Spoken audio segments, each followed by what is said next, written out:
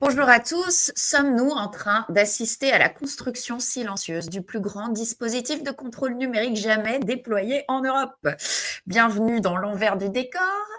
Et si, sous prétexte de protéger, on était en train de nous préparer une énorme surveillance de masse, procuration dématérialisée, chat control, digital ID, portefeuille numérique, réseaux sociaux interdits aux moins de 16 ans, peut-être, identification généralisée, des signaleurs de confiance liés au pouvoir sur les réseaux sociaux, un label de confiance pour les médias, le tout sous couvert du DSA, de l'ARCOM, de nouveaux comités théodules faunés du pouvoir, mais vrais militants, pendant qu'on cible les défenseurs de la vie privée, de Paviel Durov à Graphene OS, et que les VPN pourraient être les prochains sur la liste. En fait, il y a un puzzle inquiétant.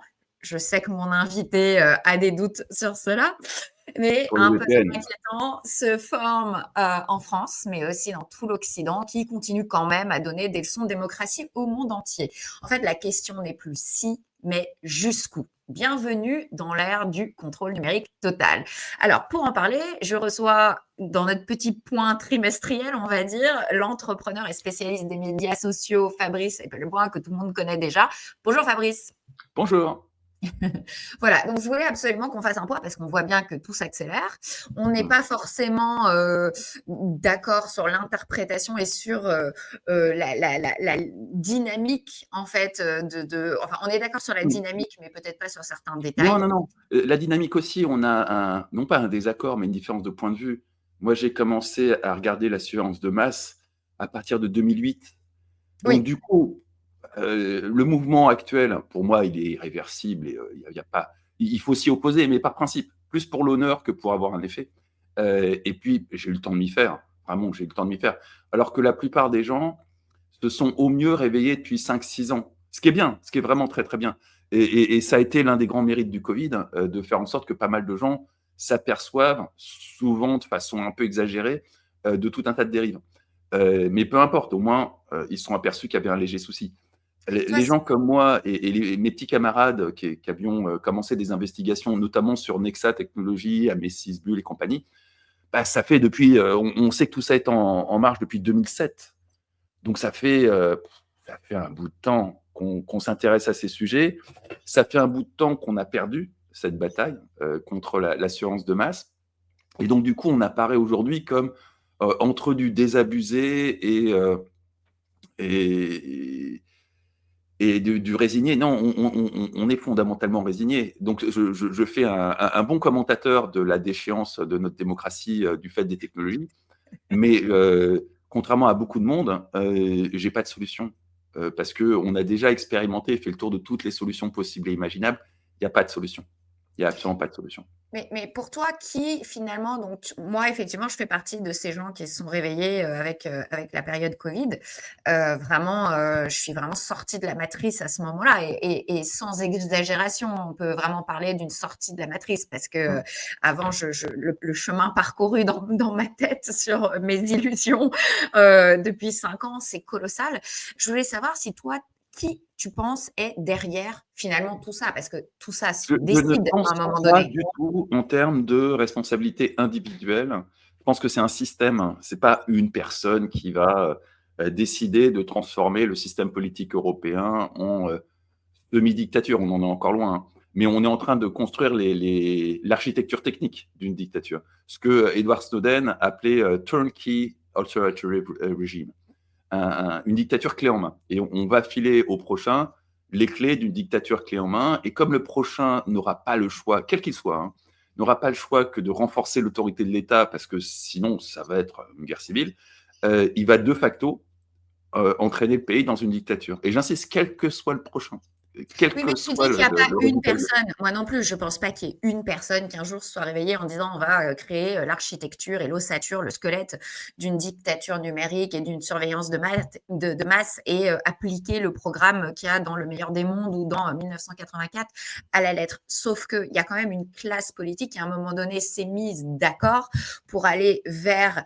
dans cette dynamique, pour prendre les décisions petit à petit, pour modeler, peut-être s'inspirer d'un modèle modèles comme les modèles asiatiques. D'ailleurs, il y avait eu une commission avec des sénateurs, une commission qui avait fait un rapport sur justement toutes ces technologies numériques asiatiques et qui en avait même fait l'apologie. Donc, il y a quand même à un moment donné une décision collégiale d'aller dans cette direction. Et est-ce que ça vient Pas pas collégial, peut-être parce de que plus haut même? c'est des décisions qui se prennent dans des cercles beaucoup plus restreints que tous les députés, La République En Marche, qui décident unanimement de sacrifier la démocratie sur l'autel des technos de surveillance. La réalité, c'est que 90% ne comprennent absolument pas ce qui se passe, mais que 100% sont tout à fait convaincus qu'ils sont désormais dans une ultra-minorité et que la seule façon de garder le pouvoir, c'est, alors d'une part, de traiter tout ce qui n'est pas d'accord avec eux de facho, machin, truc, peu importe, et donc de les exclure du champ de la démocratie, ce qui réduit le champ de la démocratie à 15-20% d'opinion publique. Et donc, on va, dans cette espèce de novlangue, appeler démocratie la prise de contrôle de 20% de l'opinion publique sur 80% de l'opinion publique au nom de la préservation, alors non pas des valeurs, parce que les seules valeurs de l'Europe, c'est celles qui sont dans la Convention européenne des droits de l'homme. Et ça, on les élimine les unes après les autres. On élimine la vie privée avec chaque contrôle, on a éliminé la liberté d'expression avec le DSA, on a éliminé le droit à un procès équitable et surtout la présomption d'innocence depuis belle lurette dans tout un tas d'infractions. Et ça, c'est très, très lié aux réseaux sociaux. Hein. La justice, de toute façon, a fait faillite financièrement. C'est plus que le parent pauvre du budget de l'État. Quoi qu'on puisse reprocher à la justice, à son impartialité, à sa politisation extrême, de toute façon, elle n'a pas les moyens de fonctionner. Donc, c'est pas. Elle a de facto fait faillite, au même titre que l'éducation Ça a nationale, été qui, elle, a voulu. des. Enfin, c'est un peu Oui, c'est voulu. la Oui, poule et oui, oui. l'œuf, si tu veux. C'est-à-dire que C'est ce voulu. sont des choix politiques aussi C'est de ne c'est- pas investir. c'est voulu. C'est une réaction du politique contre la possibilité d'avoir des contre-pouvoirs. Quelque part, c'est normal. C'est le système qui a totalement merdé. Mais Et c'est puis tu oublies entériné. le droit de propriété est totalement attaqué Oui, avec les normes, les DPE, la fiscalisation confiscatoire. Là, on voit encore qu'ils sont en train de discuter de refaire des ponctions sur les héritages. Enfin, donc le droit de propriété ça, est c'est en pas la train de mourir. propriété. Ça, c'est une fiscalité qui part totalement hors contrôle. De toute façon, d'un point de vue dette, on en est arrivé à un stade où il n'y a pas d'autre solution pour rembourser que de puiser dans les économies des citoyens européens, en tout cas français. Il n'y a pas d'autre solution. La seule raison pour laquelle on a encore une note en A, je sais plus, selon les agences, on est en A+, ou en A, ou la seule et unique raison pour laquelle on n'est pas en C, c'est que les Français ont énormément d'épargne et que c'est largement suffisant pour rembourser la dette. Il n'y a pas Sauf que les d'autre banques, solution. même les banques te conseillent, maintenant, il y a certaines banques qui te conseillent de mettre ton argent au Luxembourg ou je sais pas où. Donc, même les banques te conseillent de pas. Non, mais c'est Bien sûr, effrayant. On en est bien à sûr. un point absolument fou, en fait. Et on a oublié la liberté de circulation. Pendant le Covid, la liberté de circulation, puis les attaques sur les Oui, voitures, la politique anti-voiture, c'est c'était aussi. temporaire. Ça, mais c'était temporaire, mais ça a permis à beaucoup de gens de s'apercevoir que ça déconnait, alors que typiquement des gens comme moi, on savait très bien que ça déconnait depuis des années et des années, donc on n'était pas si surpris que ça. Euh, il y a aussi la liberté financière. Si on pousse dans l'euro numérique associé à l'identité numérique, une grande partie de la liberté financière, pour les plus pauvres, hein, va disparaître.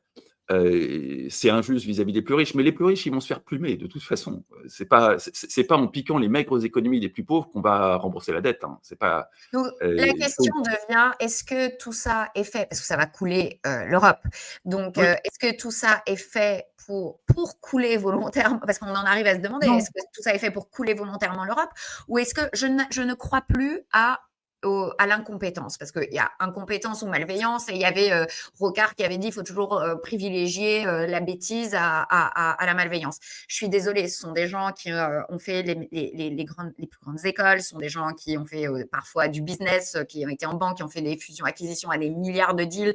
Je veux dire, c'est pas possible de se tromper. Statistiquement, c'est impossible de se Alors, tromper ils 100% ils du sont temps. pas incompétents. Alors, dans mon domaine, qui est la technologie, oui, il y a vraiment de l'incompétence crasse. Mais dans l'absolu, notamment d'un point de vue financier, non, Macron n'est pas incompétent. C'est ridicule d'imaginer que Macron soit incompétent. Voilà, donc Euh, c'est volontaire. Donc c'est volontaire. À un moment donné, ce sont c'est des choix volontaires. C'est des choix qui ne sont pas nécessairement liés à « je veux détruire l'Europe », c'est des choix qui sont liés à une vision très court-termiste. Le problème de la France, c'est qu'il n'y a plus d'hommes d'État. Il n'y a que des individus qui sont là pour faire carrière et donc pour leur réussite personnelle. Donc typiquement, à l'occasion du Covid, on a financé à volo tout un tas d'entreprises, histoire de repousser leur faillite qui était inévitable après les élections.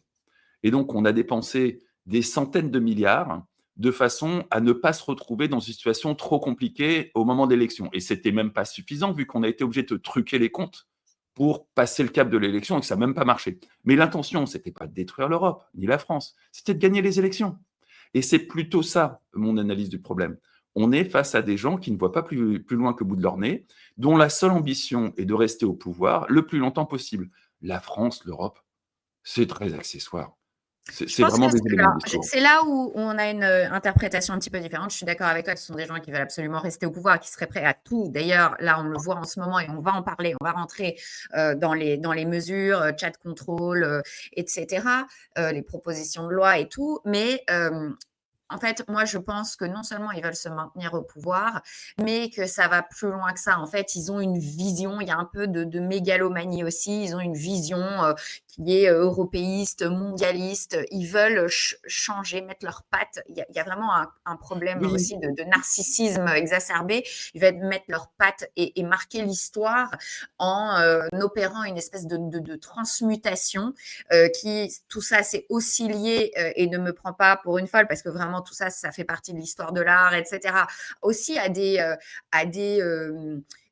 philosophies un peu spirituelles de transmutation, de transformation, etc. Je ferai une autre vidéo uniquement sur ces sujets-là, mais ce sont des sujets vraiment qui existent et qui sont réels. Il y a une dimension beaucoup plus large que juste je veux me maintenir au pouvoir. ouais, c'est clair qu'ils ont une intention de marquer l'histoire et ils marqueront l'histoire, hein. Ça, de toute façon, ils marqueront l'histoire. Dans Oui. 20 ans, ce passage sera sans doute traité comme la fin de l'Europe, la fin de la France et le passage en deuxième, voire en troisième division du continent européen. C'est ce qu'on voit en ce moment dans les négociations de paix, hein, c'est que l'Europe, tout le monde s'en fout. La négociation de paix se fait entre les grandes puissances, c'est-à-dire qu'ils se foutent également de l'Ukraine, hein, soyons clairs. Bien sûr. Mais ils se foutent de l'Ukraine au même titre qu'ils se foutent de l'Europe. On n'a pas le droit au chapitre. On est, comme le dit si bien Thierry Breton, 400 millions de consommateurs, pas de citoyens, de consommateurs. Donc à partir de là, on est à marché, c'est tout. Et Non, on et met puis pas une tout puissance ça se politique. fait sur le dos des morts, sur les fronts, se fait, sur le dos des morts même en France parce que, la pauvreté, la paupérisation, tue. C'est comme ça et on le voit, il y a encore, une info qui est sortie là, un ancien militaire, un couple, vivant dans leur voiture, la femme de 66 ans est morte d'un arrêt cardiaque, mais tout ça lié au froid et cetera et leurs conditions de vie en fait. Donc on laisse tomber nos vétérans et au même moment, on veut que des jeunes s'engagent pour aller faire de la chair à canon. C'est absolu. En fait, on est dans un truc totalement Ouais, déshumanisé et mais monstrueux. Moi, je tiens ce qui se passe sur le plan de la dématérialisation. C'est un très bon mot qui a, dont on ne mesure pas en fait la profondeur quand on l'emploie. La dématérialisation, c'est vraiment la déshumanisation. à mon sens, hein, c'est un mot compliqué qui permet d'éviter d'utiliser le mot numérisation, parce qu'il s'agit de numérisation, et du coup d'éviter le débat technologique. Parce qu'on aurait des crétins dans mon genre qui viendraient faire chier avec des détails techniques qui montreraient que c'est pas sécurisé, on a fait l'impasse sur ci, En plus, et surtout pour, j'imagine que tu parles du vote. C'est un domaine très très complexe d'un point de vue technologique quand on essaye de dématérialiser le vote, et il n'y a pas de toute façon de solution. Il n'y a pas de solution pour une raison très bête. Même les trucs hyper sophistiqués, et ça existe, à base de blockchain, de c'est zero ça. knowledge proof, de Oui. machin, on peut effectivement faire un système de vote ultra fiable, mais on ne peut pas reproduire l'isoloir. Or, l'isoloir, c'est la base de la base du vote démocratique. Et ça, il n'y a aucun moyen de reproduire de façon digitale un isoloir autour de ton iPhone quand tu vas voter. On n'y arrivera jamais. Il n'y a pas de solution pour ça.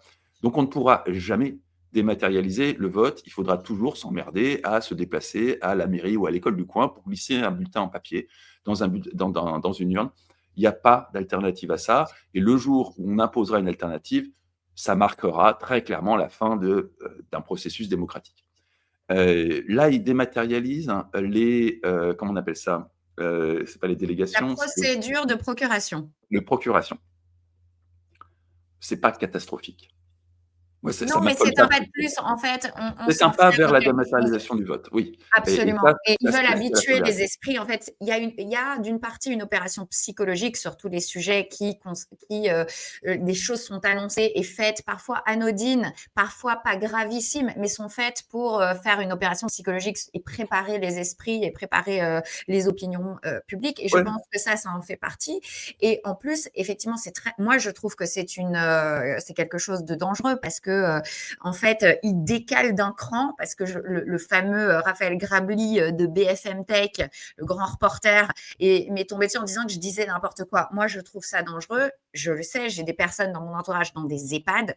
Excusez-moi, mais c'est très dangereux de décaler d'un cran. C'est-à-dire, ils disent ah non, mais c'est pas de toute façon la personne ira quand même voter. Oui, mais les manipulations et les usurpations pourront être beaucoup plus importantes pour des gens affaiblis, des gens en EHPAD. Ça va multiplier les fraudes, disons-le, et c'est pas mmh, être complotiste et dans un truc trumpiste de dire ça, c'est tout à fait concret. Et on le sait, même chez Renaissance, je sais plus comment il s'appelle, Renaissance, En Marche, Avec vous, avec nous, euh, ils ont tellement ensemble pour la République, enfin bref, leur section jeune, on voit bien qu'il y a eu il y a des soupçons de fraude rien que bah, dans il y a leur plus que des parti. soupçons de fraude, mais enfin, là encore, c'est la norme, la fraude en interne dans les élections des partis. Tu peux remonter aux années 50, c'est la norme. Oui, le Il y a chien de Valérie Pécresse avait voté, je crois, aux primaires. Non, Non, c'était pas que de t'avais Valérie entendu ça? Pécresse, mais c'est absolument la norme, tous partis confondus. Les partis politiques ne sont pas des instances démocratiques, et tout le problème est là. C'est que c'est l'entité la plus rejetée par les Français dans les mesures de confiance typiquement qu'on fait au Cevipof. C'est l'entité la plus rejetée par les Français, qui attire le moins de confiance de la part des Français. C'est absolument pas démocratique, et c'est la base de quelque chose qui, une fois la recette de cuisine de la démocratie mise en place, est censé donner de la démocratie. Donc ça ne peut pas marcher. Euh, Juste un petit mot sur Raphaël Grabli. Oui, de temps en temps, il a tendance à défendre. C'est normal, hein, il est Ses copains journaliste. fact-checkers, il a toujours pas condamné le fonds Marianne qui a usurpé, qui a Mais non, il peut instrumentalisé pas. Mais il totalement. peut pas. Oui, mais enfin, c'est choquant. Je suis désolée, on peut pas se dire démocrate, on peut pas donner des leçons au monde entier. Pardon. Je veux dire, il y a quand même Mais, des choses de base, d'humanité de base, de minimum mais c'est pas syndical, de l'humanité, la c'est des décence, quoi. journalistes. C'est pas comme ça que ça fonctionne. Ils sont tenus à avoir une certaine cohérence et ils sont dans un cadre qui est celui d'une entreprise qui les emploie. Donc ils ont une marge de manœuvre assez limitée. Il faut quand même reconnaître à Raphaël que de temps en temps, il dénonce des conneries racontées par le gouvernement. C'est vraiment pas C'est ce qu'il y a très de pire. rare. Écoute, il a fait des dizaines et des dizaines d'articles tapant sur Elon Musk, sur le coût, la valorisation de X, sur tout ce genre de choses. Et Non. pas une fois, Oui, il mais n'a c'est parlé du normal. groupe altiste. Attends, du groupe altiste, de Patrick Drahi, de tout, alors qu'ils sont dans des dettes Mais colossales. il Non, mais peut je veux dire, absolument pas parler du groupe c'est Altis et grotesque. Drahi, enfin. Tu Oui, lui mais alors demandes ne fais pas l'impossible. semblant de donner des leçons de morale aux autres et ne te mets pas comme parangon, tu vois, de la tech et de la probité. Je veux dire, il y a un moment donné, tu peux pas, encore une fois, il y a un minimum syndical de décence humaine. Je comprends que ce soit ses patrons, etc. Mais Pas dans des entités actuelles que sont les médias. Les journalistes ne sont pas en mesure d'exercer leur métier. Alors ça cause leur perte, hein, mais ils sont enfermés ils ont des enfants à nourrir, un loyer à payer, tout un tas de choses qui les contraint, et par ailleurs, ils s'excluent du monde du travail si jamais ils prenaient une forme d'indépendance. Regarde, les sauf que journalistes si sont tout le monde le vraiment fait, indépendants. oui, mais c'est là où on voit que l'union fait la force. C'est-à-dire qu'effectivement, quand il y en a un qui le fait, il se fait virer, il se fait massacrer, tuer socialement, etc. Sauf que si tout le monde disait maintenant stop, on va essayer d'assainir un petit peu les choses, il ne pourrait pas virer tout le monde. C'est exactement le problème Mais qu'il y a eu pendant le Covid, c'est-à-dire que les gens ont dit oui pour que ça s'arrête, mais c'est parce qu'ils disaient oui que ça continuait. Et donc finalement, on ne se sort jamais des logiques autoritaires, voire totalitaires, en se disant oui, mais parce que, au contraire, c'est à ça qu'à la base servaient les syndicats. Les syndicats ne servent plus à rien en fait. Mais ça fait longtemps que les syndicats servent plus à rien. Ils représentent rien du tout, les syndicats, et depuis très, très, très longtemps. Les syndicats en Italie, ça compte, ou ça comptait, je ne sais plus à l'heure actuelle, mais ça comptait des millions de personnes. En France, ça représente moins de 10% des salariés dans une entreprise, dans le meilleur des cas. Et puis, si tu regardes le modèle économique des syndicats, tu t'aperçois qu'ils sont quand même vachement liés à l'État. Donc, c'est pas, c'est comme les partis politiques. Et là, pour le coup, on peut taper sur Macron. Les organes intermédiaires que sont les syndicats, typiquement, ont été littéralement détruits en termes de crédibilité et de rôle social. Macron a vraiment donné le coup final pour les syndicats.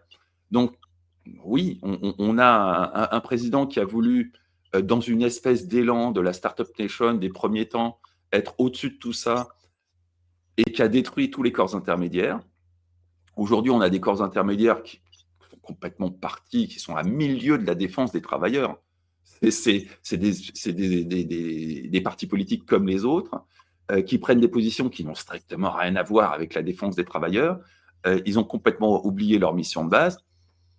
C'est une lente décadence démocratique, et effectivement, on arrive à la fin de l'histoire. On est à quelques mois, quelques années de la fin de l'histoire. Je pense qu'il faudra un basculement du pouvoir, sans doute vers malheureusement l'extrême droite, pour que tout le monde se rallie à mon constat. Mais la réalité, c'est que dans 20 ans, quand des historiens se penseront sur cette période, ils feront démarrer la fin de la démocratie bien avant l'arrivée du RN au pouvoir. Bien, bien avant. Et d'ailleurs, ça nous amène à donc le label, alors le label de confiance Pravda de bonne information, de vraie information. Vraiment, on n'est plus du tout dans la caricature et l'exagération en citant 1984 pour ceux qui l'ont vraiment lu, parce que beaucoup de gens le citent sans l'avoir lu. Mais voilà, quand on l'a lu, c'est absolument, on est en plein dedans sur plein d'aspects, pas uniquement sur ça, mais donc le label de confiance, alors qu'il y a déjà une charte de Munich, qu'il y a déjà plein de contrôles, il y a déjà l'ARCOM, il y a déjà plein de contrôles sur les journalistes. Qu'est-ce que tu penses de ce nouveau label de confiance? Alors, je voudrais juste préciser que Macron a dit que c'est pas lui personnellement qui allait décider de qui a le label et qu'est-ce qui était une vraie info, une fausse info. Et donc, non, c'est pas lui, c'est juste des faux nez de lui dans des associations et des comités théodules à qui il aura donné des consignes et dont il aura nommé les présidents et les directions qui le feront à sa place. Donc, bon, super. Alors, déjà, la charte de Munich, si elle était appliquée, et surtout s'il y avait des sanctions en cas de non-application, il y aurait 2 fois moins de cartes de presse en France. Donc la charte de Munich, ça n'a absolument aucune valeur. C'est bien gentil de faire des lois, des chartes et des machins, mais s'il n'y a pas derrière un système judiciaire qui, en cas d'infraction, sanctionne, bah, ça sert absolument à rien du tout. Ensuite, l'ARCOM, comme c'est une entité politique. Le président de l'ARCOM est un ardent adversaire de CNews et de Bolloré. C'est une entité politique. Et ça prétend être autre chose, mais enfin, personne n'est dupe. C'est au cœur du dispositif du DSA, qui est un système de censure. Quand on regarde les signaleurs de confiance qui ont été nommés ou qui sont en passe de l'être, le DSA, c'est alors, juste précise pour les gens qui regardent, le Digital Service Act, qui est pour les réseaux sociaux. Donc, c'est en fait l'équivalent de l'ARCOM, mais pour les réseaux sociaux, en fait. Non. Le DSA, c'est un règlement. C'est un règlement, mais ça instaure un contrôle des réseaux sociaux, en fait. Ça instaure un système où, au sein de chaque nation européenne, on a une autorité de régulation, donc l'ARCOM en France, qui va nommer des signaleurs de confiance, associations, ONG, ce que vous voulez, qui vont avoir pour charge de repérer les contenus indésirables et de les signaler aux plateformes pour qu'elles les éliminent. Le problème de cette loi, c'est qu'elle a été pensée en bonne intelligence avec les Américains sous l'administration Biden, et que l'administration Biden et les instances européennes étaient tout à fait de connivence, on va dire, pour tempérer les ardeurs des réseaux sociaux. Aux États-Unis, il y avait déjà l'équivalent du DSA en place, mais de façon totalement informelle et parfaitement illégale parce qu'ils ont le premier amendement. En Europe, il n'y a rien de tel que le premier amendement. Enfin, il y a quand même l'article 10 de la Convention européenne des droits de l'homme sur la liberté d'expression qu'on a allègrement violé, mais pareil, il n'y a pas de contre-pouvoir. La CEDH, si on la saisit aujourd'hui, on aura une réponse dans 10 ans, donc c'est pas un contre-pouvoir. Et donc, on est arrivé à un mécanisme où l'autorité de contrôle, via ces signaleurs de confiance, peut éliminer n'importe quel contenu sans justifier et sans que ça soit un contenu illégal. C'est parce que la Convention européenne des droits de l'homme, elle est très claire. On peut empêcher un citoyen de s'exprimer si ce qu'il raconte est illégal. Si c'est pas illégal, bah, ça peut être très désagréable, mais Donc ça il faut s'appelle un la liberté. jugement. En fait, ce que tu expliques, c'est qu'en fait, c'est une On façon a de remplacé le contourner, jugement voilà, contradictoire on contourne la par loi une procédure para-administrative d'ONG ou arbitraire, d'associations arbitraire. forcément arbitraire, vu que de toute façon, il n'y a pas de transparence. Donc, c'est nécessairement arbitraire. Le problème, c'est que on a construit cette architecture à une époque où on était en bonne intelligence avec les Américains. Et donc, forcément, les plateformes allaient obtempérer aux desiderata des signaleurs de confiance. Sinon, elles se prenaient une gigantesque amende sur la gueule avec la bénédiction de l'autorité américaine. Aujourd'hui, il n'y a plus la bénédiction de l'autorité américaine et on a des Américains qui nous disent si vous foutez des amendes à nos GAFAM, on va vous maraver la gueule. Excusez-moi, pardonnez-moi l'expression. Et donc, fondamentalement, le système est totalement bancal. Qu'est-ce qui va se passer si demain, des signaleurs de confiance décident que tel contenu, c'est pas bien, il faut l'éliminer, qui s'adressent à Facebook ou à Twitter et que Twitter ou Facebook les envoie chier? Ça va être très compliqué. Ça va être un bras de fer géopolitique, là où il s'agissait juste d'une affaire interne à l'Europe avec des amendes. Donc, il est en partie bancal, le DSA, et il peut s'effondrer comme une merde si Donald Trump en décide. Et visiblement, ils ont l'intention d'en décider. Quand? On va voir. J'imagine quand même, il ne faut pas non plus prendre les Américains pour des cons, contrairement à ce qu'on raconte dans les médias, qui vont faire ça de façon opportuniste à la veille d'une élection. Est-ce que ce sera la nôtre? Est-ce que ce sera celle du voisin? On verra. Mais très clairement, c'est pas le DSA qui va nous protéger bien longtemps. Pour l'instant, Enfin, nous c'est purement protéger, complotiste, tout dépend de ce qu'on entend par protéger, parce que protéger des méchants qui sont très vilains et les qui en veulent désinformateurs aux valeurs qui de sont la dissidents. démocratie. Ouais. Pour l'instant, le DSA marche en plein. On voit des tonnes de gens censurés, notamment sur YouTube, où ça va à fond. Et ça permet, à mon sens, de voir à l'évidence qu'il y a un régime de censure qui est en place.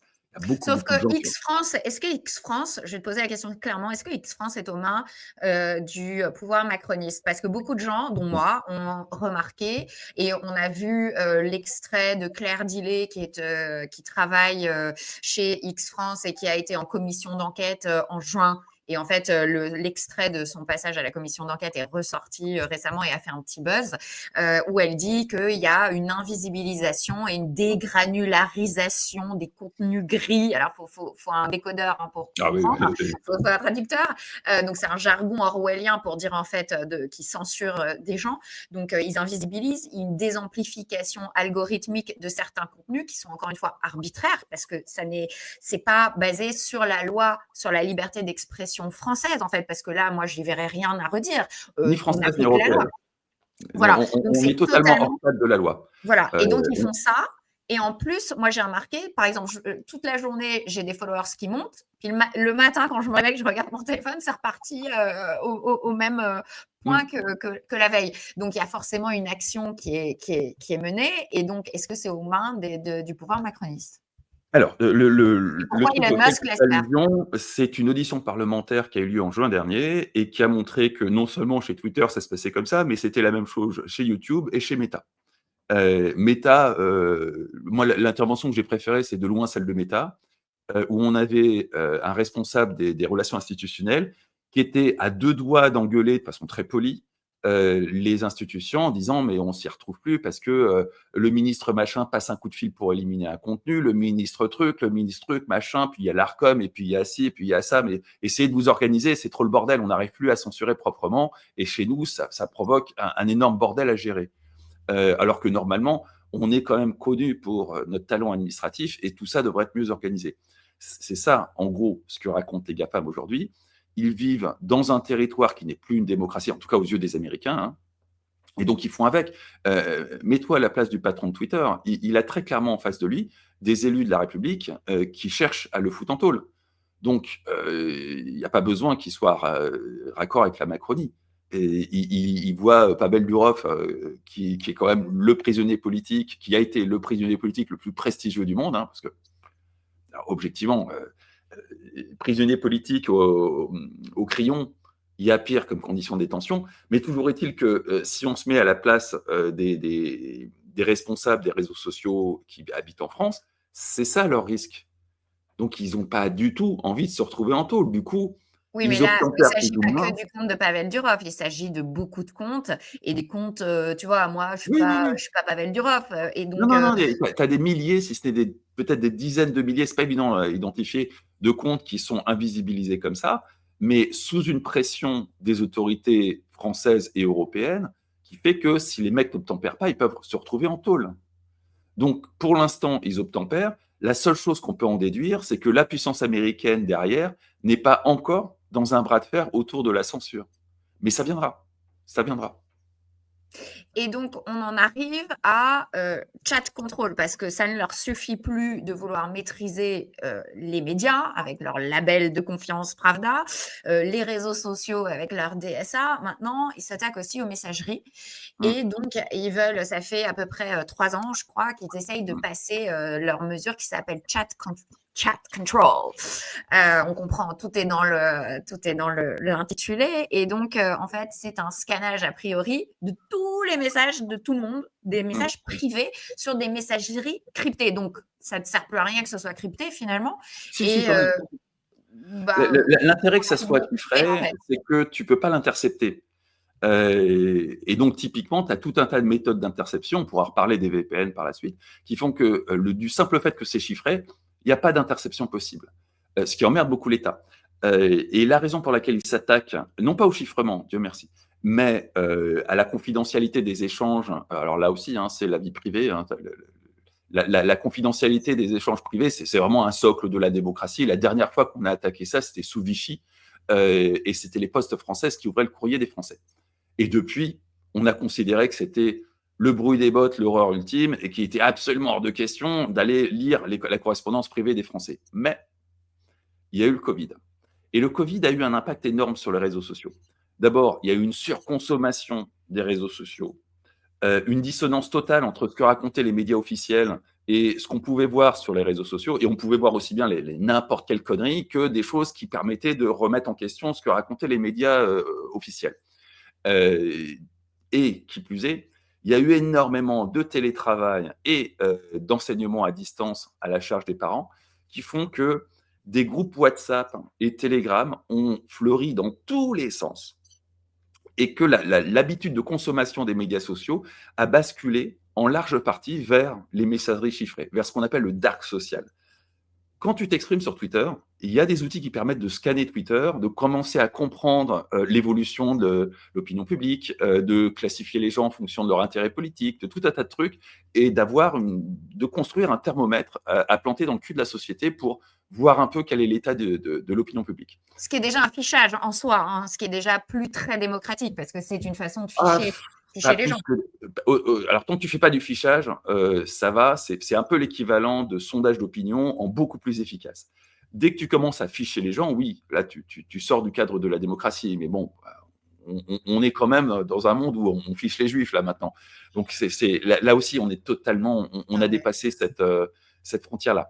Mais le gros problème du côté des autorités, c'est que tout d'un coup, ils ont eu des dizaines de millions de personnes qui sont passées de Facebook, Instagram et Twitter à le groupe Telegram machin truc ou le groupe WhatsApp.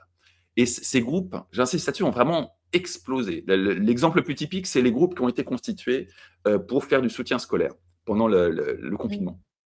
Et très concrètement, on a eu des pauvres enseignants qui habituellement évitent le rapport avec les parents tellement il est problématique, qui se sont retrouvés dans des groupes pour essayer d'apprendre leur métier à des parents qui ont découvert à quel point c'était compliqué d'être enseignant, y compris avec leur propre marmaille, et puis qui, bien sûr, passé le confinement, ont quitté le groupe parce que c'est juste ingérable pour un enseignant s'il est en contact direct 24/7 avec les parents d'élèves, ils ne peuvent pas s'en sortir. Et ces groupes ont perduré. Et dans ces groupes, il s'est passé un phénomène qui est extrêmement classique, qui est que une personne ou des personnes dans chaque groupe ont pris le lead et ont commencé à alimenter le groupe en contenu. Et le groupe a fini par constituer un canal d'information complémentaire. Et c'est contre ça que lutte l'État. l'État veut absolument avoir un droit de regard sur les conversations privées des citoyens parce qu'il l'avait il y a très longtemps avec les sondages. Les sondages, ça remonte au lendemain de la guerre, hein, le moment où Gallup a mis au point le sondage opinion et a complètement transformé la politique, où tout d'un coup, on est passé à une politique de l'offre. On fait du marketing en politique depuis Gallup. Gallup, c'est l'inventeur des sondages d'opinion. Et donc, depuis ce temps-là, depuis qu'on a ces outils-là, on fait du marketing. On regarde ce que veut la populace et on constitue un programme qui correspond à ce que veut la populace. Évidemment, on fait autre chose derrière. C'est pour ça aussi Bien sûr. qu'il n'y a aucun rapport. C'est du marketing pur. Mais ce que Là, tu décris, on en peut fait, plus c'est un faire. basculement parce qu'en fait, d'un État qui est censé être là, élu par les Français pour les servir, on voit que, on le sait, mais si tu veux, à chaque fois que tu parles, c'est une preuve supplémentaire, c'est un biais de confirmation, c'est-à-dire qu'on voit bien que maintenant l'État n'est plus au service des Français, mais qui veut garder les Français à son service. Et donc, c'est là où est vraiment la problématique et la balance, enfin, le système ne fonctionne plus puisque et puis tu disais qu'ils ne se sont pas attaqués au chiffrement, mais c'est ce que Pavel Durov disait, qu'ils essayaient justement de Il s'attaquer n'y au a pas de chiffrement. chiffrement chez Pavel Durov. Il faut, c'est pas Non, non mais tu plus voulais un aéro de la backdoor, liberté. justement un backdoor pour pouvoir intercepter Il y a les déjà des messages. backdoors. Telegram est une passoire. Le fait que Pavel Durov soit devenu un héros de la liberté d'expression est un gag. Ça n'est ni Julian Assange, ni Edward Snowden. Les conversations de groupe sur Telegram ne sont pas chiffrées. Ça veut dire que très concrètement, Telegram, ainsi que on ne sait pas très bien qui, ont accès aux conversations de groupe. Et les conversations de groupe, elles renferment tous les petits secrets de la Macronie. C'est pour ça qu'ils sont dans un état de terreur vis-à-vis de Durov. C'est que à partir de 2015, toute la Macronie s'est constituée en petits groupes Telegram, certains autour d'un sujet particulier, d'autres autour d'un élu particulier. Les armées de trolls de la Macronie sont organisées dans des groupes Telegram. Donc tous les petits secrets de la Macronie sont dans des groupes Telegram et Et ça a sont été accessibles. conservé? Ça a été conservé tout ça? C'est-à-dire qu'ils Ah, pourraient moi, je me mets à la potentiellement place de Pavel utiliser. Durov, évidemment, je fais des backups. C'est, sans même aller dans les théories un peu conspi du genre Pavel Durov est un agent des Russes ou quoi que ce soit. Juste à titre individuel, imaginons que le mec n'ait aucun accord avec quelques services de renseignement que ce soit, ce qui est quand même difficile à croire, à commencer par nos propres services de renseignement. Il a fait un backup à titre perso, histoire d'avoir des billes au cas où on l'emmerde. C'est évident. Oui, mais là, il Parce les que utilise pas puisqu'il est encore dans une il les situation qui utilise est, pas qu'on encore. l'aime ou qu'on l'aime pas. Moi, je connais pas, j'ai pas d'avis, mais je veux dire, sa situation est quand même extrêmement bizarre. Pourquoi ils ont arrêté Pavel Durov?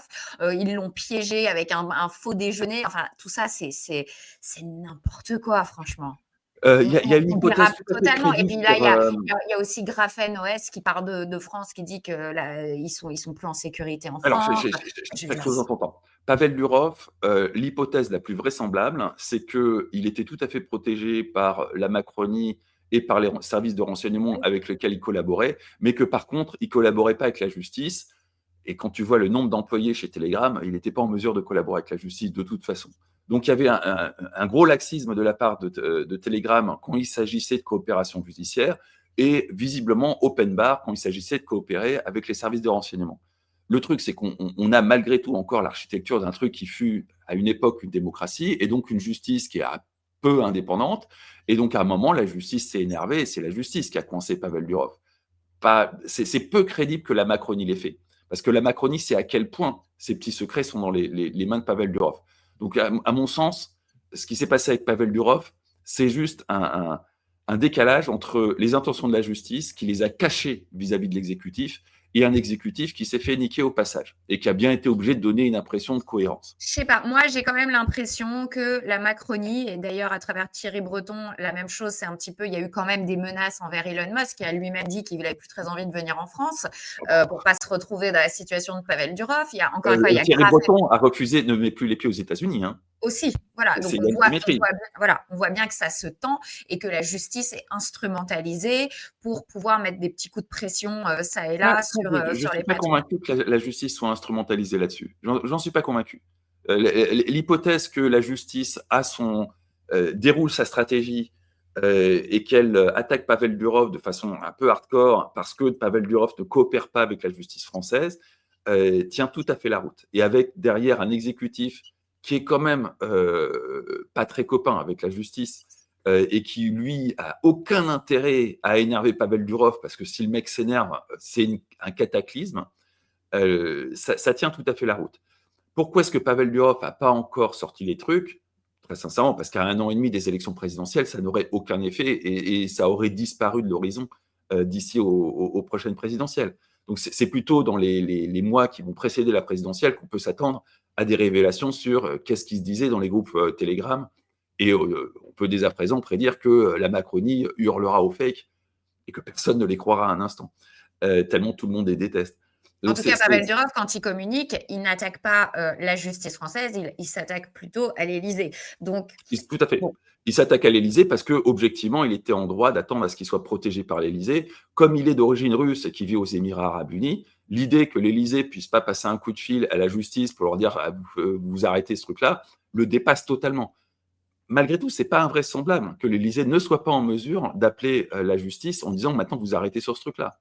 C'est Franchement, absolument pas j'y crois invraisemblable. pas. Franchement, Sinon, j'y crois pas. Mais bon, sinon c'est vraiment Sarkozy tout n'aurait à fait jamais mis les pieds en perso. taule. Voilà. Il y a un pacte entre Sarkozy et Macron. De toute évidence, il n'a pas suffi pour que Sarkozy soit à l'abri de la justice. Je crois qu'Emmanuel Macron n'est pas un idiot et je crois que parfois il joue des doubles jeux avec C'est tout pas le une monde question d'être et idiot. C'est une que question oui, il peut avoir fait des pactes avec qui on veut, mais ça peut aussi être dans son intérêt de neutraliser des gens avec qui il a fait des pactes, même en disant qu'il a fait des pactes. Je suis convaincu qu'on a encore des petits morceaux de démocratie. Tu vois, c'est un peu comme ces yaourts industriels où tu as des petits morceaux de fraises. Il y a encore des petits morceaux de démocratie à droite à gauche et que la séparation de l'exécutif et de la justice, évidemment, est loin d'être parfaite, très très très loin d'être parfaite. Mais que malgré tout, de temps en temps, il y a des juges qui arrivent à se servir de ça pour imposer quelque chose à l'exécutif. Maintenant, pour revenir sur GrapheneOS. GrapheneOS, c'est beaucoup beaucoup plus grave. GrapheneOS, c'est un système d'exploitation qui est un peu l'équivalent d'Android, dans lequel on aurait extirpé tout ce qui a un rapport avec Google. Et donc, Android étant à la base plus ou moins open source, on peut prendre un Android et enlever tout ce qui concerne Google, et puis prendre un téléphone Android, et, parce qu'il y a aussi du logiciel dans le téléphone sous forme de hardware, et enlever tout ce qui concerne Google pour le remplacer par autre chose. Ironie du sort, ils ont pris le téléphone de Google qui est le plus adapté pour justement enlever Google dedans. Mais c'est presque un détail.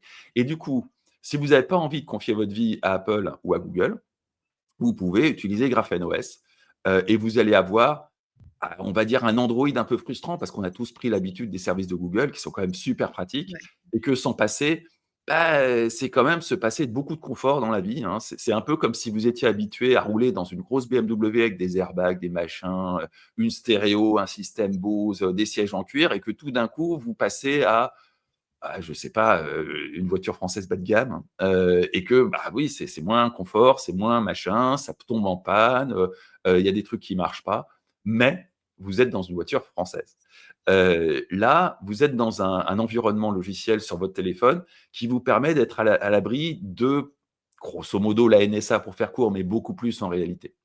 Et là, GrapheneOS s'aperçoit que ils ont eu une campagne de presse. Il n'y a aucun doute sur le fait qu'ils ont eu une campagne de presse. Un tir croisé du Parisien et du Figaro sur des informations absolument pas vérifiées qui sont affirmées de façon péremptoire. Il y a eu quelques tentatives de journalistes un peu plus honnêtes qui ont tenté de vérifier l'information, qui sont aperçus de l'arnaque, mais ça n'a pas vraiment fait contre-feu. Donc c'est Parce pas qu'il y a vrai. Donc c'est pas vrai qu'ils s'en vont et qu'ils pensent que Si, si, c'est. si, ils sont bons. Ah, Ils sont voilà. bons, ils ont bien fait et évidemment, il faut partir. Personne ne peut vous garantir une vie privée si ces installations sont en France. C'est ridicule. Ça n'a pas de sens. On rappelle quand même qu'il y a 4-5 mois, Proton VPN, qui est une boîte suisse, a déménagé ses serveurs de Suisse suite à une évolution législative en Suisse qui était très, très, très discutable, mais qui était quand même très, très loin des lois qu'on a en France. Donc non, il est illusoire de s'imaginer pouvoir préserver sa vie privée sur des serveurs en France appartenant à des entreprises françaises. Ça n'a aucun sens. On n'a pas la preuve, il faut insister là-dessus, on n'a pas une preuve formelle que l'État impose des backdoors.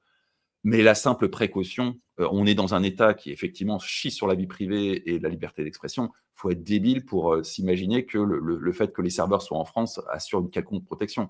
La plus élémentaire des précautions fait que vous ne mettez pas vos données en France. C'est idiot. Que Mais j'insiste, hein, on n'a pas de preuve formelle, au sens journalistique du terme, qu'il y a des backdoors dans toutes les installations françaises. En tout cas, ils essayent Le d'en avoir, ou ils en ont, ou ils essa de toute façon, ils essayent d'en avoir, donc tôt ou tard, ils en auront. Donc voilà, quelle que soit, Voilà, donc on on ne sait en pas est très là. bien quelle est la situation des backdoors sur les technologies françaises. Bah, il faut prendre des précautions et éviter les technologies françaises, au même titre qu'il faut éviter les technologies américaines. C'est ce qui il reste plus grand chose Et du coup. ça nous amène, aussi, dans un sujet un petit peu, similaire parce qu'on voit bien que les taux se resserrent, en accélérant. Il y a, Yael Braun-Pivet hier qui a tweeté, en tout cas, qui a envoyé le 24 novembre plutôt, on est le 27, un communiqué, pour, dire elle voulait absolument faire passer, la loi, de la députée Lorraine Miller sur, un couvre-feu numérique pour les 15-18 ans. Donc Mmh. attends, je lis juste le passage. Elle introduit notamment l'interdiction d'accès aux réseaux sociaux pour les mineurs de moins de 15 ans, un couvre-feu numérique pour les 15-18 ans, ou l'inscription dans le code pénal d'un délit de négligence numérique à l'encontre des parents d'enfants mineurs. Donc, on voit ça au niveau national et on voit au niveau européen que hier a été votée une loi justement pour mettre un âge minimum sur les réseaux sociaux. Alors, j'ai vu qu'il y a des retours conflictuels. Il y en a qui disent que ça va être à partir de 16 ans. Et d'autres pas. Mais qu'est-ce que ça implique? Ça implique en fait une vérification de l'âge pour tout le monde, parce que Ah oui. ils disent que c'est pour protéger les enfants. Encore une fois, je vais pas parler des 20 000 enfants en proie à la prostitution des Alors mineurs le enfants problème avec pour les lesquels enfants on fait rien, il n'y a pas d'urgence, voilà. Mais par contre, on va protéger les enfants en fliquant tout le monde et en demandant à tout le monde de vérifier son âge. oui, le problème des enfants, c'est que là, très clairement, s'il faut dénoncer quelqu'un, c'est les terroristes. Si on avait eu des attentats sanglants dans les mois qui suivent, qui précèdent, bah, on aurait, imposé le terrorisme comme justification. Le problème, c'est qu'on n'a pas d'attentats sanglants récents. Le plus récent, c'est le Bataclan et ça date. Donc, bah, on se rabat sur les enfants.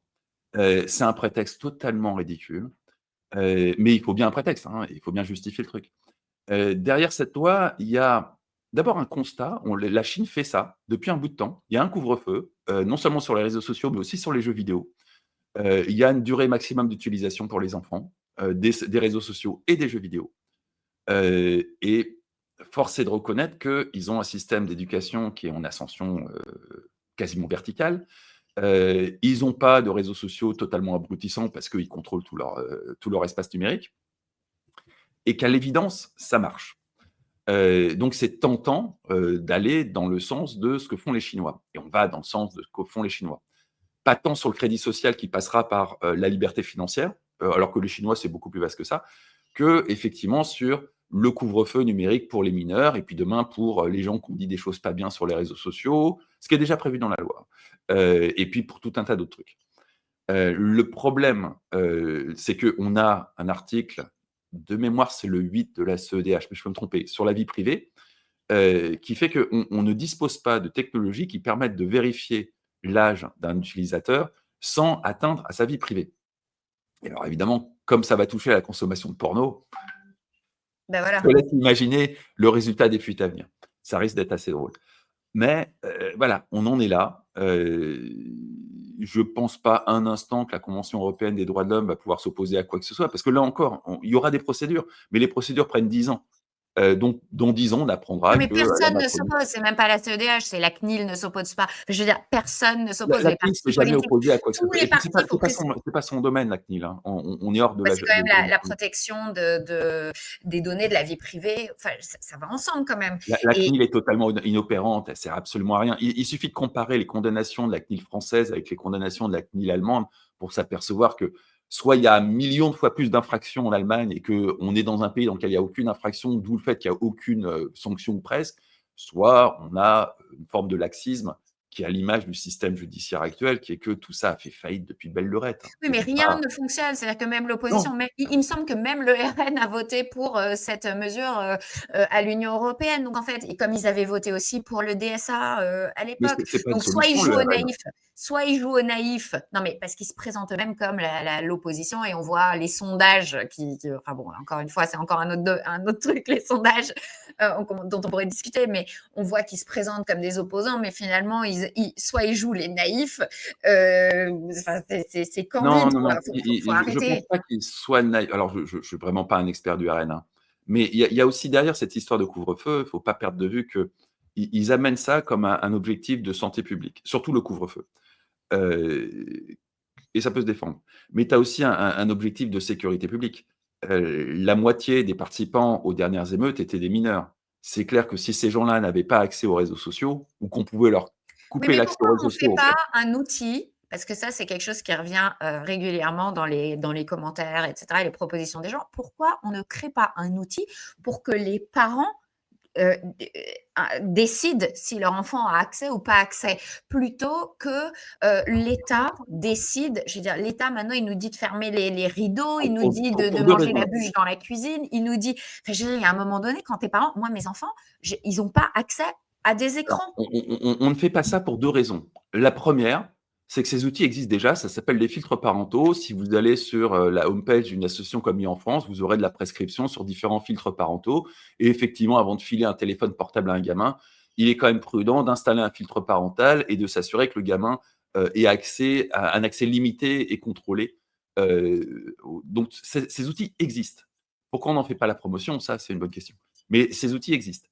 Ensuite, parce que l'État français a toujours eu un rapport, avec les citoyens qui était de les traiter comme des gosses. Ça a toujours été ainsi. C'est normal de se retrouver ici aujourd'hui, parce que tu peux remonter à 30, 40, 50 ans. L'État français a toujours considéré les citoyens comme des enfants. Donc il y a rien d'extraordinaire à se retrouver dans cette situation-là. L'État français ne considère pas que les citoyens sont des adultes responsables. La preuve, ils votent mal et donc il faut décider à leur place. C'est tout à fait cohérent, avec et c'est complètement illusoire d'accuser Macron. C'est vraiment, à minima la Ve République, Non, mais Macron, il sert la même dynamique. C'est même pas ça. Mais les gens disent, alors, d'autres réflexions que je vois régulièrement, c'est que, ça va supprimer l'anonymat en ligne. Mais bon, comme on le dit à chaque émission, il n'y a pas d'anonymat en ligne, c'est qu'un pseudonymat. Donc ça, c'est même pas ça le problème. Et d'autres gens disent que, comme ton ami Raphaël Grabli, qui disent que oui, mais c'est pas grave parce qu'en fait, il y aura des sites tiers qui vérifieront l'âge et donc ça protégera, ça évitera le traçage. Mais sauf que ce sont donc ces tiers qui auront à nouveau des données et en fait, c'est comme l'histoire de la procuration. On décale le problème, on ne le supprime non, pas non, non, en fait. on le ramène sur le territoire français. Aujourd'hui, si tu as quelqu'un qui, t'insulte sur les réseaux sociaux, ce qui doit t'arriver tous les jours, et que tu déposes plainte, théoriquement, la justice devrait faire une injonction auprès du réseau social, récupérer des données d'identification, des adresses IP, un email, éventuellement un numéro de téléphone, qu'ensuite la justice ferait une injonction à des compagnies de téléphone, typiquement, pour savoir à qui appartient cette adresse IP, qui a utilisé cette adresse IP à tel jour, à telle heure, à qui appartient ce numéro de téléphone ou cet email. Et à partir de là, aurait accès à l'identité civile de la personne, pourrait éventuellement enclencher une procédure. Autant dire qu'avec une justice qui est à la rue et qui est ruinée, c'est totalement invraisemblable. Et qu'en plus, ça veut dire qu'il y a un intermédiaire qui est américain. Si demain on fait une injonction à Meta et que Meta répond: «Je suis navré monsieur, mais à nos yeux, ceci est protégé par la liberté d'expression au sens de, celle que vous avez dans votre, en préambule dans votre putain de constitution», on est dans un rapport géopolitique. Donc en instaurant des acteurs tiers qui Enfin, vérifient l'identité et qui soient français, de droit français, on élimine tout ça. Alors ça va avoir un bon côté, c'est que si quelqu'un t'insulte et que tu déposes plainte, normalement, la plainte devrait être beaucoup plus facile à être recevable et surtout à donner lieu à une action judiciaire. Et puis évidemment, ça va mettre fin au pseudonymat de tout un tas de gens qui sont tenus au droit de réserve. Un prof qui se plaint de l'éducation nationale, C'est pas Ouais, normal. tous les lanceurs d'alerte, en fait, il y a une fragilisation depuis quand même, parce que je dis c'est pas Macron. C'est oui et non. Oui, il met en place des choses qui sont déjà dans des dynamiques, sauf que quand même, depuis qu'il est là, on voit bien que le statut des lanceurs d'alerte, c'est une catastrophe, que ce Le soit statut des l'article lanceurs d'alerte, 4 c'est la de la loi. loi sur les dérives sectaires, Le, ça, le statut des lanceurs d'alerte, c'est la loi Sapin 2, ça date d'avant Macron. Et effectivement, au prétexte de les protéger, on a construit l'insécurité la plus totale pour eux. Donc vraiment, le jour où la France a décidé de faire fermer leur gueule aux lanceurs d'alerte, ça date d'avant Macron. C'est pas pour défendre Macron, hein, mais c'est un phénomène qui date de bien avant Macron. Je ne vais pas dire que le seul tort de Macron, mais le principal problème de Macron dans cette affaire, c'est qu'il arrive au dernier quart d'heure, pour reprendre une oui, expression de mais la ça machine. l'arrange bien et il a appuyé sur Oh, l'accélérateur. Tout ça, il préférerait être dans une situation calme, sociale, de façon à pouvoir continuer à installer ces trucs de surveillance de façon plus modérée, sur un temps plus long, de façon plus insidieuse. Là, il est obligé d'accélérer parce qu'effectivement, la cohésion sociale, ça n'arrivera plus.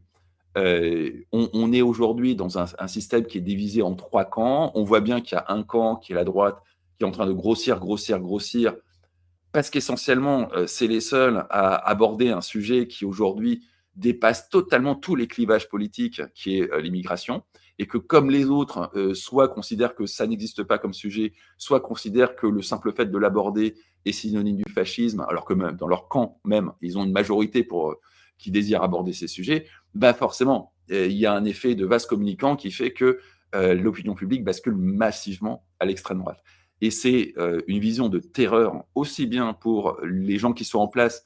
Et t'imagines bien que la première chose que va faire l'extrême droite une fois arrivé au pouvoir, c'est pas tant de régler quelques problèmes que ce soit, ils seront tout aussi impuissants, voire même beaucoup plus impuissants que les politiques actuelles. C'est juste de sortir les poubelles de façon à hypothéquer tout retour en grâce des gens qui étaient là avant eux. Et des poubelles, il y en a.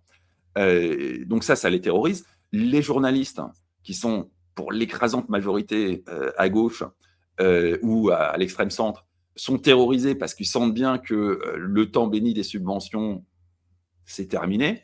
D'ailleurs, c'est Euh, pour ça que des gens comme Caroline Fourest, etc., sont envoyés sur les plateaux télé pour non, raconter Caroline un Forest, truc elle ne craint pas pour les subventions. non, Caroline non, non, Forest, mais pas juste les subventions, tout ce que tu viens de dire jusqu'à présent, c'est-à-dire que l'extrême droite ou enfin, l'extrême droite, comme on se le disait, en tout cas, n'existe pas en France comme elle existe aux États-Unis. La oui, véritable Dieu extrême droite, merci. il y en a une aux États-Unis. Pour moi, il n'y a pas une vraie extrême droite en France, ou alors elle est Non, non, vraiment par rapport aux Américains, groupusculaire. non, on est Elle est ridicule. groupusculaire, mais je veux dire, elle est pas institutionnalisée. Et donc, en tout cas, si ces gens-là arrivent au pouvoir, Caroline Fourest, par exemple, on la voit en ce moment aller sur LCI et inventer des trucs ultra complotistes pour essayer de préparer la population à ce que, par exemple, je suppose que le RN soit éliminé comme ce qui s'est passé en Roumanie, en fait, qu'ils éliminent des candidats sous prétexte d'ingérence Oui. et ils instrumentalisent encore une fois cette guerre et tous ces pauvres morts de guerre pour faire passer un agenda politique. Donc, tout est abominable, en fait, dans ce Oui, qui se oui, passe oui. en ce moment. Oui. Après, très honnêtement, on n'a jamais conquis des libertés en glissant un bulletin de vote. Enfin, si, c'est arrivé, mais c'est exceptionnel. La plupart du temps, il faut des armes et il faut qu'il y ait du sang versé pour conquérir des libertés.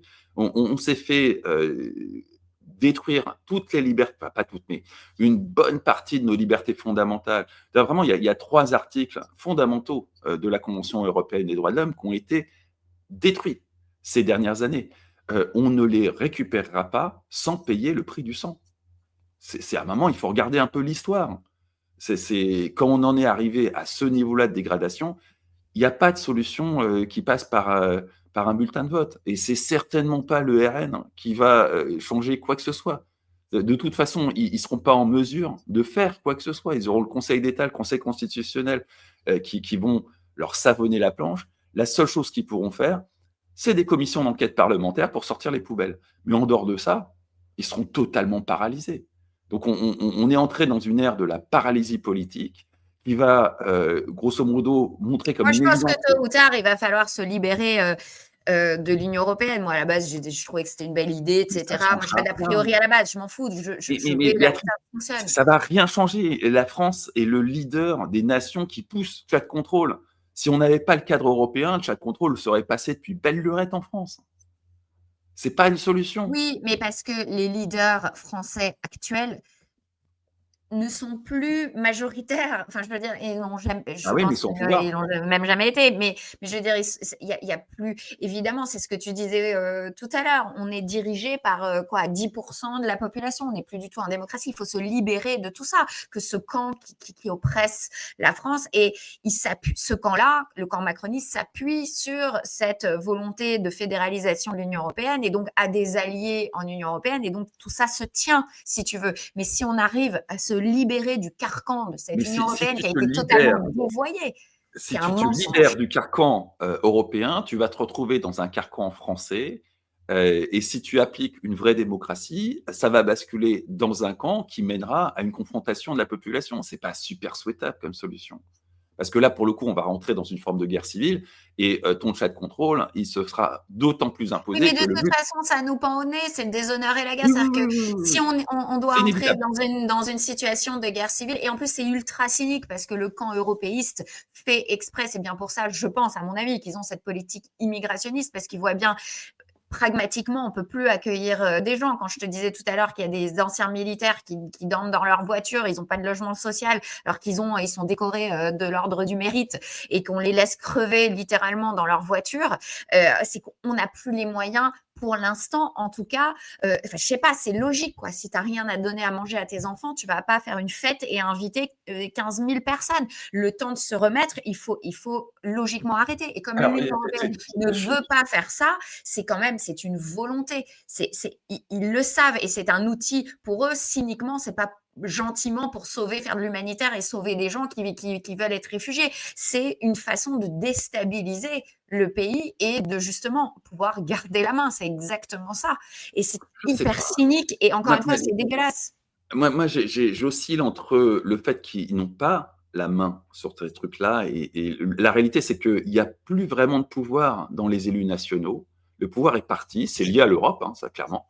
Mais que même au niveau national, la réalité, c'est qu'ils font de la com depuis belle lurette et qu'ils sont persuadés qu'en faisant des textes de loi, ça va avoir un impact, ce qui est faux. Les lois ne sont plus appliquées. La loi, aujourd'hui, relève de la politesse et de la bienséance, pas de la peur du gendarme. Sauf pour la fiscalité et les excès de vitesse. Mais en dehors de ça, que dalle. Et par ailleurs, outre le fait qu'à mon sens, ils ont totalement perdu le contrôle sur ces phénomènes migratoires et qu'ils ont accumulé des Pour moi, mensonges, c'est un des choix. interdits.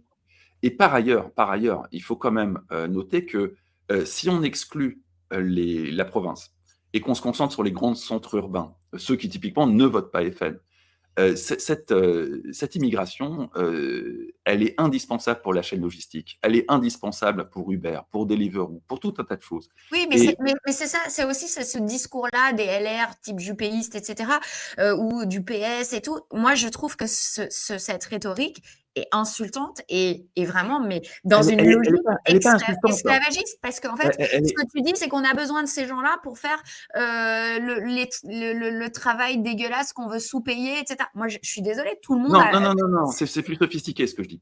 Ce que je dis, c'est que ces gens-là sont indispensables pour permettre à des gens qui s'imaginent être des petits bourgeois de conserver des apparats de bourgeois de type la domesticité, qui n'ont absolument plus du tout les moyens de se payer, vu qu'ils ne gagnent même pas 2 fois le SMIC. Donc à 2 fois le SMIC, tu n'as pas des domestiques, tu n'as pas des femmes de ménage, tu n'as pas une cuisinière, tu n'as pas tout ça.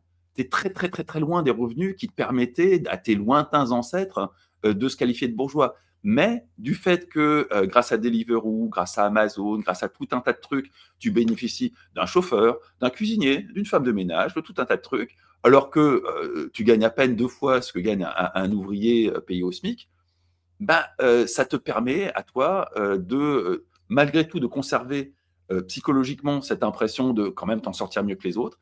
Et ça passe effectivement par une forme d'esclavagisme pur et dur, hein. On C'est ça. pourra expliquer typiquement l'utilisation de l'identité électronique et des monnaies électroniques en Angleterre, où ils veulent s'attaquer à l'immigration clandestine avec ces outils-là.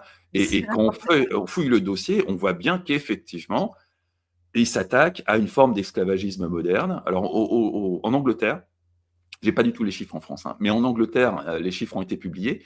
Il y a quelque chose qui s'apparente vraiment à de l'esclavage, hein, c'est-à-dire des filières d'immigration clandestine qui sont organisées, entre autres, par des ressortissants anglais ou des gens qui ont un statut légal en Angleterre, qui récupèrent des dizaines de clandestins, qui leur filent leur compte Deliveroo, Uber et compagnie, qui les font travailler et qui leur reversent une partie des gains qu'ils ramènent. Et ça, c'est ni plus ni moins que de l'esclavagisme. L'intention des Anglais avec l'identité numérique et la monnaie numérique, c'est d'imposer aux plateformes de type Deliveroo de ne payer qu'en monnaie numérique. C'est une monnaie qui est programmable. Et donc, très concrètement, il n'y aurait que le détenteur du compte Deliveroo qui pourrait se faire payer avec une monnaie ultra traçable, qui ne serait pas transférable, typiquement. Donc, il est hors de question de reverser une partie de ce que j'ai gagné chez Deliveroo à un tiers. Et on pourrait typiquement contingenter cette monnaie à n'être utilisable que sur une zone géographique précise. Ou ne Non, mais pas c'est pouvoir dramatique, c'est effrayant. C'est-à-dire que c'est le cheval de Troie pour commencer à imposer la monnaie Absolument. fondante et tous Absolument. ces Et concepts c'est dont on et parlera et une et autre fois, parce que là, on a fait une et longue c'est pour émission. ça que, comme tu le sais, je suis totalement opposé à cette notion de crédit social importé des Chinois. À mon sens, ça passera par la finance, l'euro numérique et la liberté financière, qui est une notion que très peu de gens comprennent. Donc ça sera très différent des Chinois. Et les Anglais qui sont vachement en avance, hein, eux, ils arrêtent 30 personnes par jour pour des statuts Facebook. Ils sont très, très en avance sur nous, nous montrent la voie à Sur la suivre dictature. sur la monnaie numérique. Et c'est ce qui va nous arriver, indubitablement, parce qu'effectivement, on a des situations d'esclavagisme pur et dur. Enfin, moi, j'ai un peu honte, mais il m'arrive de commander sur Deliveroo, mais je m'adresse en anglais à la personne qui vient me livrer mon repas. Je prends même pas, je dis Et même pas souvent bonsoir. et souvent, c'est comme les Uber maintenant, c'est-à-dire que les profils, comme tu disais, les profils, la personne qui arrive correspond pas à la photo, La personne qui arrive ne c'est correspond pas pas du du tout tout la à la même personne, photo. quoi. C'est à l'évidence, c'est pas son nom. Et sur Deliveroo, c'est caricatural. La personne qui arrive ne parle pas français, mais parle en anglais, qui est tout à fait impeccable. Et si vous vous adressez à lui en français, que vous disiez merci, bonne soirée, bon courage, tout en anglais, le mec vous répond avec un grand sourire, alors que si vous lui parlez en français, vous voyez bien qu'il comprend Mais ils absolument l'ont pas ce que vous intégré êtes en train de dire. puisque en fait, on voit bien qu'il y a même je crois que, sur Uber Eats, il y a ça traduit automatiquement. C'est-à-dire que Mmh. vite, tu peux écrire un «Bonjour, 4e, Ah, étage, très bien. machin, fond court», un truc et en fait, le truc traduit dans la langue du Et tout gars, est traduit. donc Ouais, c'est ouais, donc ils savent complètement. très bien, quoi. C'est Donc on a installé une forme d'esclavagisme. Encore une fois, ça représente 2,5% de l'emploi en Angleterre. Donc on peut imaginer qu'en France, on soit dans des eaux similaires. 2,5% de l'emploi, c'est considérable, surtout si on considère que c'est concentré exclusivement sur les grandes villes, mais même pas sur les banlieues, hein. Enfin, je ne sais pas très bien quel est le niveau d'usage de Deliveroo, mais j'imagine que c'est plus les grandes villes que les banlieues. Et donc, on a une caste de petits bourgeois qui ne sont plus du tout des petits bourgeois depuis des générations, mais qui vivent dans cette espèce de confort de la domesticité qui était l'apanage des bourgeois du 19e siècle, tout en votant LFI, c'est ça où on patauge dans le paradoxe le plus crasse, et qui emploient des esclaves, et des esclaves qui sont payés à la tâche. Parce que même sous forme d'esclavage, ils n'ont pas du tout les moyens d'avoir une employée de maison, non, mais fût-elle en plus, payée c'est 400 glauque. balles On par voit mois. là, il fait -3, il pleut, ou il neige, les mecs, ils sont en vélo, et tu commandes une pizza, à 12 €. Donc évidemment, leur commission est rikiki, minuscule. C'est vrai que tout le système ne fonctionne plus et en même temps, c'est Elle est non seulement ridicule, mais ils la touchent pas. C'est un esclavagiste oui, en qui la plus, touche c'est et qui ça, c'est ça. éventuellement les Mais rémunère, c'est ça. Mais en plus, c'est la poule et l'œuf, c'est-à-dire que tout ça aussi, c'est pas la faute uniquement des consommateurs, c'est aussi le système qui veut ça. Vu qu'il y a une guerre et vu que transports en commun, il y a une insécurité terrible, ben moi, c'est sûr que je vais préférer me faire livrer, par exemple, que de prendre le métro, le RER pour aller chercher un truc dans un resto. bien sûr, Pour bien la sûr. guerre à la voiture, tu peux plus te garer devant le resto quand tu juste pour commander et aller chercher ta pizza. Donc, tu es obligé. En fait, c'est voilà, c'est la poule et l'œuf. En fait, tout le système est à remettre à plat, à repenser. C'est n'importe quoi et on s'enfonce Oui, dans n'importe alors, quoi. En plus, avec un oui, tout le personnel système est politique à de plus en repenser, plus mais mondial. il faut être très clair, si on le repense de façon juste, enfin, si tant est qu'il y ait une façon juste, mais si on le repense, le niveau de vie, Va baisser. de ces classes intermédiaires qui vivent dans les villes va s'effondrer. Oui, mais justement, ils prendront peut-être conscience à ce moment-là. C'est aussi pour les maintenir dans un déni et dans un confort que Mais tout ça forcément, aussi c'est leur est fait. électorat. Ils sont obligés de maintenir de façon artificielle, quitte à avoir recours à l'esclavagisme, à leur niveau de vie. Sinon, leur niveau de vie va s'effondrer et les mecs, à un moment, vont réagir. Donc ils sont C'est coincés ça. et c'est vraiment un effet d'entraînement. C'est pas une intention maléfique à un moment, c'est vraiment on a pris le pli et puis ça s'est accéléré, accéléré, accéléré, accéléré, accéléré.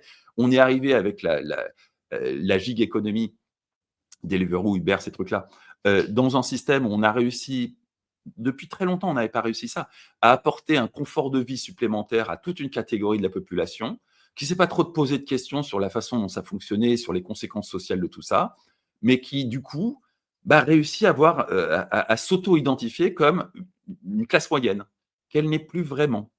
Non. Mais c'est sûr qu'avec de l'esclavage, bah, on peut continuer à maintenir une forme de classe moyenne. Et puis Bah, ça va c'est sûr que continuer parce que, les enfants parce que le système éducatif parce que tu disais tout à l'heure, j'ai pas voulu te couper, mais pour la Chine que, les résultats sont à pic, que tout s'améliore avec, les interdictions et les couvre-feux numériques pour les enfants. Mais ça va de pair aussi avec un système d'éducation qui tienne la route. C'est-à-dire que chez nous, c'est tellement une catastrophe et même dans des écoles privées et cetera, tu vois des programmes, il y a une propagande, je sais pas, c'est effarant quoi. À des CE1 ou des CE2, ah il y avait bah, de la propagande sur les éoliennes. oui, mais Enfin, dans tu dans les écoles retrouves. privées, si tu es pas d'accord avec la propagande de ton école privée, tu peux Non, non, non, changer c'est pas d'école juste les privée. écoles privées, je parle de toutes les écoles. Il y a quand Ah, les même écoles. une propagande qui est disséminée à tous les étages, même pour passer son permis de conduire. Tu as de la propagande. Moi, j'ai passé mon permis il y a pas longtemps. Je l'avais aux États-Unis depuis 25 ans, donc j'ai pas eu besoin de réapprendre à conduire, mais il fallait bien passer le code.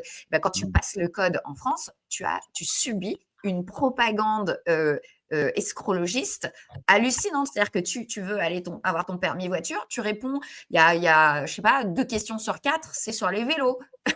Tu vois? Et sur des trucs, et pour avoir ton code, il faut mentir. C'est-à-dire que si tu mens pas, tu vois? Parce que tu es sur ton truc d'idéologie, tu as pas c'est pas considéré la bonne réponse. Alors que, tu sais que c'est n'importe quoi. Tu es obligé de mentir, en fait. C'est effrayant. C'est une programmation des esprits et moi, je le vois, je suis adulte, mon cerveau est déjà formé depuis longtemps, voilà. Mais des gamins de 17-18 ans, bah, voilà, Ah, c'est les gamins de 17-18 ans réagissent de façon très, très étrange à cet environnement, hein.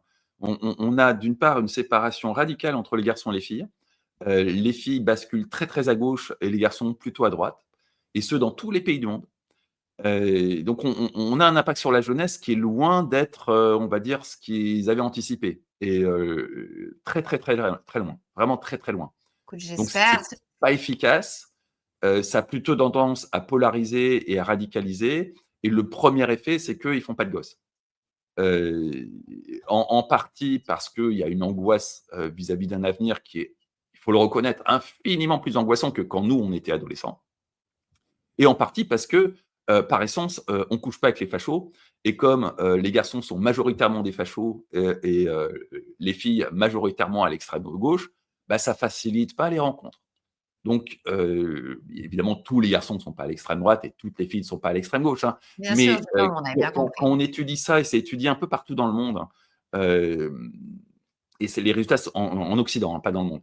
Et les résultats sont assez cohérents en Occident pour montrer que c'est un phénomène généralisé.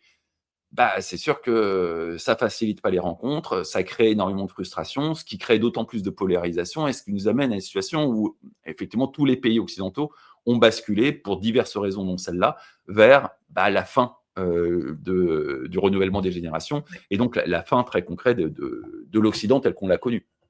Oui, oui, il y a des attaques de par tous les angles. En fait, tous les biais sont permis. Mais en tout cas, écoute, j'espère vraiment que ce que tu dis, que les jeunes ne réagissent pas comme ils ont prévu, ça fait très, they, tu sais, Mais c'est pas une bonne genre, nouvelle, hein. hein? C'est pas une bonne nouvelle. Les jeunes Ah, se c'est pas une bonne moi, radicalisent. je pense que c'est plutôt une bonne nouvelle que finalement, ils ne soient pas aussi programmables parce qu'ils vont s'en sortir. C'est-à-dire que Ah en oui, oui, oui, vieillissant, tu ça oui. tu tu lisses peut-être que là, en étant très jeune, ils sont dans des polarités, mais en vieillissant avec l'expérience de la vie quand même, tu lisses tes opinions. En tout cas, ça se modifie un petit peu donc Oui, moi mais de toute façon, tu as une conséquence de cette radicalisation très jeune qui est la baisse de la natalité qui, de toute façon, il va falloir ah oui, assumer. ah oui, ça Typiquement, c'est sûr. vu notre âge à tous les 2, la retraite par répartition aura Ah ouais, fait non, c'est faillite mort. avant qu'on y arrive. Ce qu'Elon Heu, Musk, dénonce depuis longtemps, il a été un des premiers à s'opposer catastrophiste démographique qui disait on est trop nombreux, etc. En tout cas, lui, il a dénoncé qu'en Occident. Il y a une petite hypocrisie parce que Elon Musk, il a la solution avec ses robots. Mais ces robots ne seront pas une solution pour la retraite par répartition, ce dont les Américains se foutent parce qu'ils n'ont pas de retraite par répartition. Oui. Donc nous, on est vraiment dans l'œil du cyclone, du déclin démographique, qui est que notre système de retraite est basé dessus. Donc on va le payer beaucoup, beaucoup plus cher que les Japonais ou les Américains qui, n'ont pas de retraite par répartition et surtout ont misé à fond sur la robotique et qui, si ça marche, c'est un sacré pari, hein, mais si ça marche, effectivement, auront cette domesticité qui permettront à toute une classe de la population d'avoir un train de vie de petits bourgeois sur le dos d'esclaves. Mhm. C'est quand même beaucoup moins gênant d'avoir comme esclave un Un robot. robot, c'est clair. C'est Mais clair. eux pourront faire C'est cette plus transition. éthique. L'Europe aura pas tous les moyens, elle se sera effondrée économiquement, ça sera un Après, tiers-monde. on arrive au bout de l'éthique quand ce sont les robots qui s'occupent des vieilles personnes dans les EHPAD, etc. Et que les vieilles personnes ne voient plus d'humains. Enfin, je veux dire, on passe dans encore autre chose et après, Il dans y le aura plus d'humains. transhumanisme, etc. Ça fera l'objet d'une autre émission. Mais bon, je pense que ce genre d'émission qu'on fait là, discuter de tous ces sujets qui devraient être des sujets majeurs jour et nuit si on avait des médias dignes de ce nom, voilà, déjà on avancerait sur un débat public et sur une prise Les de médias se conscience. montent, regarde aux États-Unis, CNN fait 100 000 téléspectateurs en heure de pointe, le moindre podcast dépasse tout à fait ça. En France, on essaye de freiner ce départ vers des médias alternatifs, mais ça arrive de toutes parts, les médias alternatifs. Il y a à boire, à manger, c'est d'une qualité très inégale, oui, mais quand on en est à un stade où la BBC truque des informations pour faire de l'ingérence électorale, de toute façon, les médias dans leur ensemble ont un effondrement éthique généralisé. C'est pas les blogs enfin, il n'y a plus de blogs aujourd'hui, mais c'est pas les podcasts qui vont changer quoi que ce soit à l'affaire. Ces médias, ils vont se monter. Ils sont déjà en large partie montés. Il y en a plein qui vont arriver. Moi, en ce moment, je suis en train de réfléchir à monter un média avec des potes. C'est l'avenir de l'information, il passe par cette alternative. On voit bien que le système traditionnel s'est enfermé dans ses mensonges, a continué dans ses mensonges. Non pas que tout ce qu'ils disent soit faux, hein, loin de là, mais ils ne sont pas censés mentir, hein. Qu'un podcast mente, bon, à la limite, c'est pas très grave. Non, mais ils ont Mais détruit que la confiance parce qu'ils avaient justement ce label d'être officiellement, d'avoir une carte de presse, de passer à l'antenne. C'était déjà en soi un label. Et finalement, comme ils ont détruit la confiance dans le système de santé, la médecine à la période du Covid parce qu'ils ont trop menti. Ils ont détruit aussi sur l'information. Et malheureusement, avec l'instrumentalisation du SEMA de Macron, ils vont commencer à détruire la confiance même dans l'institution militaire. Et c'est absolument dramatique. En fait, il ne va plus rien rester à la fin des 2 mandats. On n'aura plus confiance en rien, en fait, parce qu'ils auront, lui et tous ses prédécesseurs, tout instrumentalisé, tous les secteurs. C'est effrayant. ouais, on rentre dans un monde où la confiance aura disparu, ce qui, au passage, justifie de la technologie blockchain qui, rappelons-le, est un système qui permet de faire des transactions sans confiance. Mais c'est pas non plus la panacée universelle, ça remplacera pas. Mais ça montre pourquoi cette technologie est apparue à ce moment-là et en quoi elle est fondamentale pour l'avenir Ouais. de ce qui va nous arriver.